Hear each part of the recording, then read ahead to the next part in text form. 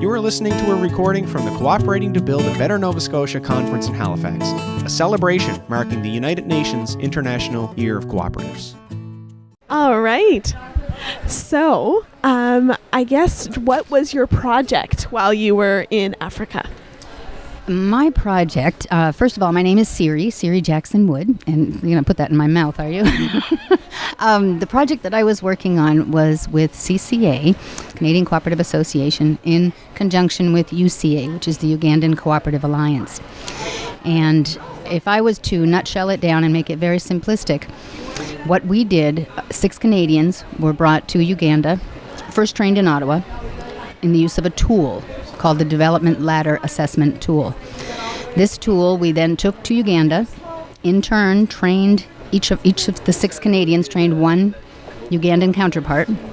That Ugandan counterpart and one Canadian then went out into the field for the remainder of a month and dealt with 5 separate cooperatives.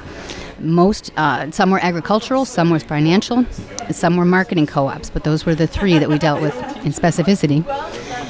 Once there, our project began with myself being in the case of myself and my partner, I was the lead educator, lead facilitator, and over the period of the month,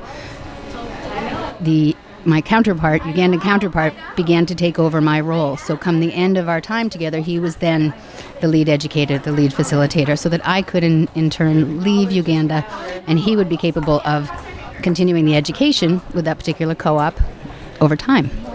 Yeah. And I am going to now speak with Romeo. And Romeo, what was your favorite part of being in Uganda, or was there a favorite initiative? Oh, you're going to Uganda. Oh, I thought you guys were there together.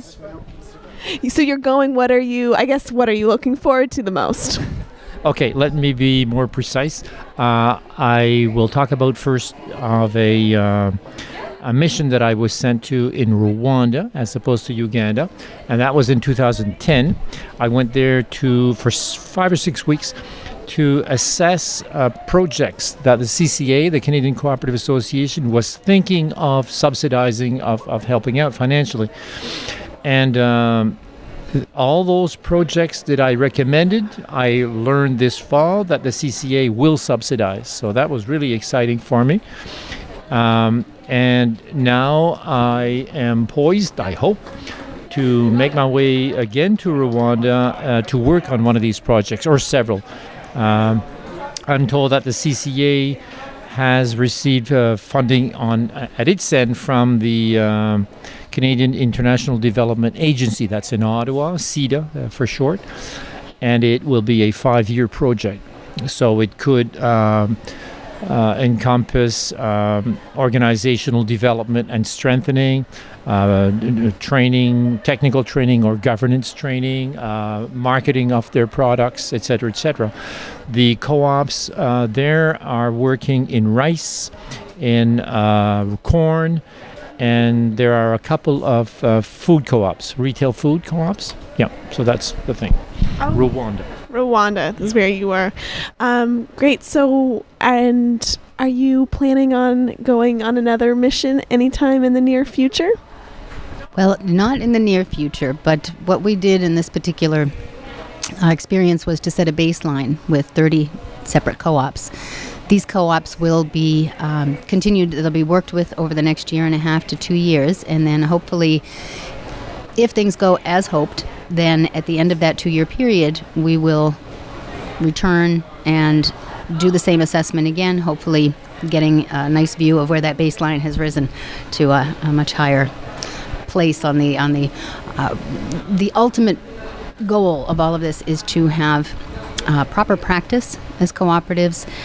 All of the cooperatives desire to become model co-ops, and the Development Ladder Assessment Tool gives the opportunity for them to learn, for any co-op to learn, not just co-ops in Uganda, but specifically in this case, co-ops in Uganda, to learn what the best practice is and to attain that through work. It's a capacity building program. It's not a program where you are giving things to people that need other than education. It's the old premise, teach someone to fish and they will eat for a lifetime. That's where this stems from.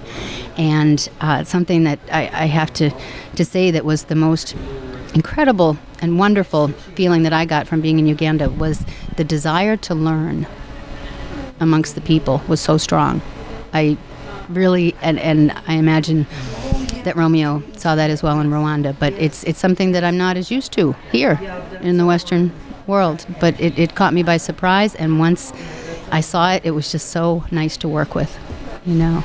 Yeah, I can see that too. You know, being a student, we kind of take it for granted, having the right, having education, and so to see people appreciate it is really wonderful. Yeah. Great. So now with this conference, what have you learned, or what's been a part that you've really enjoyed thus far?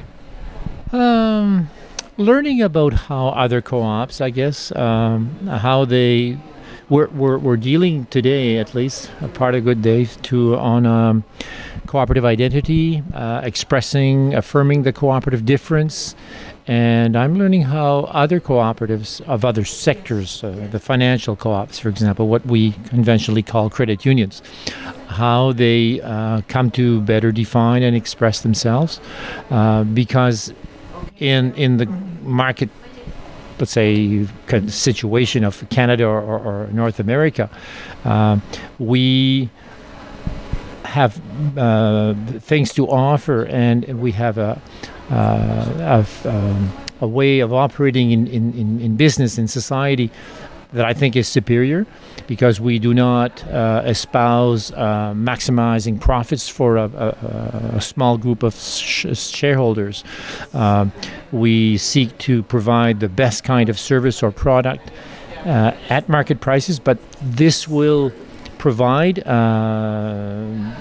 a surplus, and we return that surplus to the member owners. So we have I think we have a superior form of business enterprise, and we have to make it known more clearly to people out there. Yep. Well, great. I'd like to thank you both for being here with us today, and to enjoy the rest of the conference. Well, thank you. All right. Thank you. Thank you.